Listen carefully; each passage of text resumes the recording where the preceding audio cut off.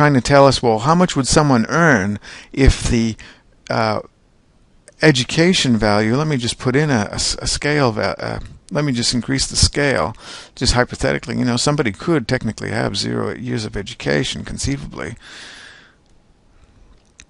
So what we have here is the intercept. So if this line here, you can probably, in your mind, you can envision a slope going down, down, down, and at this point it's at the 0 for education, but it's actually in the negatives for earnings. So that's why this value, let me see actually if I can get the, yeah, there we go. So I got the regression line into there.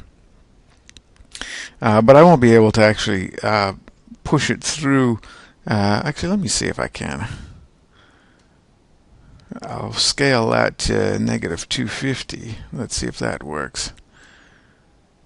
Yeah, it does. So there we go. We've got, based on the regression line, which is going to be slightly different than the actual estimate when you calculate it from the values, but we can see this is roughly, you know, a little more than negative 250, and this is the slope going down. So $58 every unit, there's an increase of $58 from for each year of education on a weekly basis, and we can see that our slope is intersecting where the point of 0, in fact the margins here are actually at 5%. So let me get that different. I'm actually doing a lot more here than I wanted to, but let's get rid of those in case you didn't know how to get this guy. So it's actually about 250 exactly once we get rid of the margins. It's just a factor of the plot. So that's what this intercept value of negative 240, when you estimate it on the with the actual the formulae, you get negative 240, and when you do it with the scatter plot, with the regression, the line of least fit with the regression line, which is going to approximate, it's never going to be exactly the same, particularly with a small sample size and values that don't even exist in that point of the spectrum of the x and y values. But yeah, so I find that interesting that the y value is totally absurd, that somebody with no education would make, you know, no money at all from week to week basis, but it's still a useful value if you want to actually predict how much somebody earns. You're still going to have to use this intercept value, and you're still going to have to use this slope value to help you build your regression equation, which will form the basis of predicting particular values, which I'm not going to demonstrate in this tutorial. I will point out the 95% confidence intervals associated with our B values.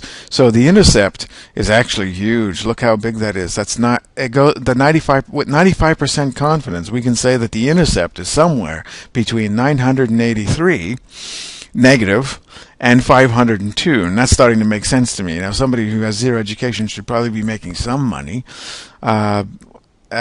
And what the intercept confidence intervals are telling me is that, well, with a sample size of 25, you really have very little confidence in this estimated value of negative 240, even though, again, you would still use that value to build a regression equation in this case.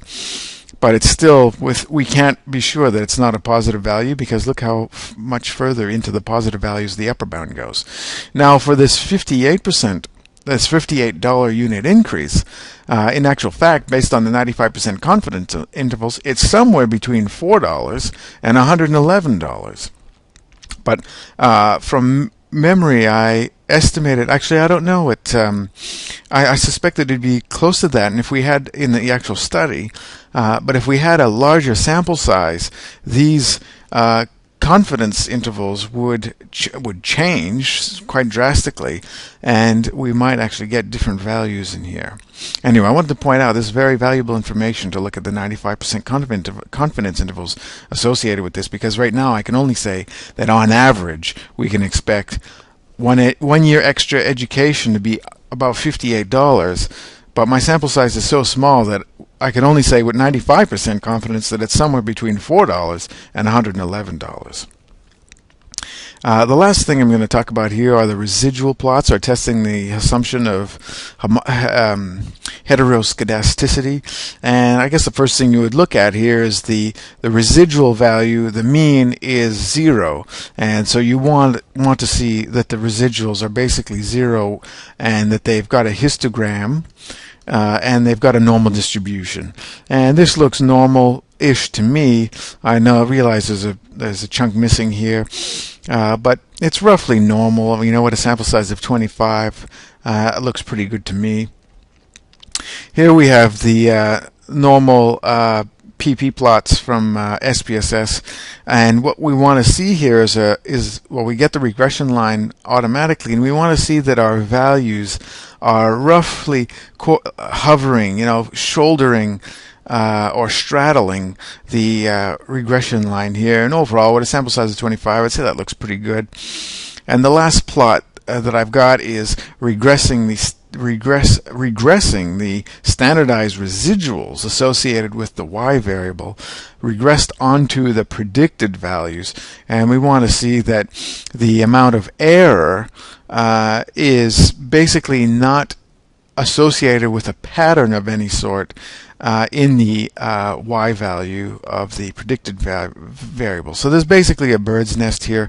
We don't want to see some kind of pattern. Sometimes what you might see is there's a lot of values here, and as you go out towards larger and larger predicted values, you see that it fans out substantially. So over here it's much tighter, and then as you go out, there's a lot more variability in your standardized residuals. You don't want to see that as a pattern. You just want to see basically random effects. And this is basically the scatter plot that I created earlier to show that this is your intercept here. So this is basically a linear regression analysis based on some real data. I thought it was interesting to see just how much extra money you would earn. I don't really like these data because they're so old. If somebody had knowledge of other data where they estimated the correlation and the standard deviations and the means, please send it to me. I'd love to analyze it based on more current data. Thanks for listening.